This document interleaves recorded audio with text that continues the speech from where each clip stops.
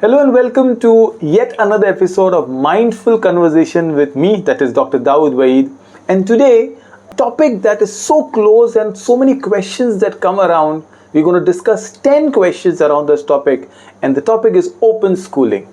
What is open schooling? How does it differ from traditional schooling? Is the same as unschooling, peer schooling, homeschooling? There's just so many questions that can come randomly. So let me start taking 10 questions that I've got arrived from a lot of questions and interaction with parents, and we dive right into question number 1. How does homeschooling differ from traditional schooling? Quickly, let us understand a traditional schooling is what you and I have always been to. You attend a school, or not a school, a preschool, then you go to grade 1, 2, 3 until you do your boards, and then your 12th, and then you finally apply for college. That's what a traditional schooling is. It has traditional methods, so there's a uniform, a school bus, a timetable, certain subjects that are unavoidable, even if the child does not want to. Everything, take it out and throw it out the window. That is open schooling. Open schooling is very, very rigorous. Please do not ever misunderstand that open schooling is fun and doing nothing. There is discipline, there is routine, but there is a choice. So what is different is open schooling could be a choice that you select certain subjects, you focus on them, you might be a world schooler, you travel and explore, and that is what you do. You don't have to wait for a school bus or maybe wear a uniform, and these are the advantages, something that is open schoolers take benefit from. How does open schooling accommodate different learning styles? Well, this is exactly the purpose of open schooling. An open schooler could be an extrovert or an introvert. I'll give you an example. An extrovert is someone who is extraordinary with sports, a pedigree with music. It is someone who is a public speaker, and school, for the location, for the opportunities, for the lack of resources, cannot give them the value or those kind of challenges. So they opt out for open schooling and they continue to do their cricket practice, their music lessons, or they continue to travel and do a lot of competitions. That's what an open schooler is. Another learning style, very simple understanding, is an introvert. Someone who feels they will be bullied in a school. And I know cases of parents who have come after 9 years in a school and they realize the child is a misfit in a traditional school. So these are children who can learn at their own pace, subjects that they can choose. Maybe someone's a painter, someone is genius in mathematics and school still wants to make an average child. These are homeschoolers and these are students with high IQ or different learning styles, both the spectrum and beyond the spectrum. Open schooling is for them as well. Question number 3, how can open schooling make education more inclusive? Actually, one of my dream with Golden Sparrow, one of my vision tagline is called democratize education. We are the world's largest democracy and it is doing us world of good. This is exactly what education has to be. Yesterday I met a principal of a wonderful school, and as I was communicating with her, I said one of my idea is every school can have a small, not a SEN department, which is special education department, but rather an open schooling department where students can opt out of a certain subject and go and join that department, and they can use a national board which is NIOS and still go ahead with it. Instead of making smaller hubs, can school be the center? And this is where you can become more inclusive. I know sometimes inclusivity only thinks of ramp or wheelchairs or special educators, but can we have opportunities which will make a child feel belonging to a school, a traditional school with an open schooling board itself? What role does technology play in open schooling? Well, that's exactly what edtech companies are trying to do. And one of the dream is, can we have online schooling also as an alternate? Online schooling is not the future of education, I say that. Although running a Golden Sparrow hub, I mean that traditional schools which will survive 2030, 2040, 2050, they will continue and God bless them. But there are students, medical reason, entrepreneurial reason, cricketing, sports reason, some other extracurricular reason, some characteristic that they have who may not belong to a regular school, who may want the comfort of a laptop and talk. These are students who can use technology. One very important point with regards to technology is that please do not make your classes asynchronous. That means you pre-record a class and throw it out and say, okay, that's the best way of. No, I still believe engaging live classes, not the ones you're watching right now, but for student synchronous live classes are very valuable, which is why organizations like Lido Learning, which actually was a live class but the model did not work, or perhaps Baiju's pre-recorded program did not work, because students want a teacher who's present and can talk to them. Technology can leverage that. Question number 5, how can parents support students in open learning? Two ways. Either you are a parent of a child who needs or goes to open schooling, be vocal about it, be honest about it, and we are not debating anybody. Just because you prefer open schooling over traditional schooling does not make you different. Just be a part of the society. Number 2, majority. If you are not a part of open schooling and you are part of a traditional schooling, well, welcome the open schoolers.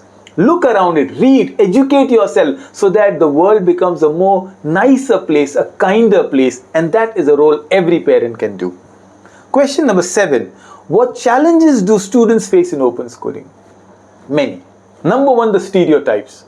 I remember my daughter went to so many colleges for admission after 12th. One of the colleges, and I wish not to name them, but I messaged the director on LinkedIn, he blocked me. They refused to take the child admission. Only one college across several who accepted it. So one of the things is, we need to, one of the challenges is we need to educate our educators who have been coming through a different schooling system. Gen Z, hopefully Gen Alpha, are more accepting of open schoolers. Number 2, open schoolers are also very talented, very brilliant.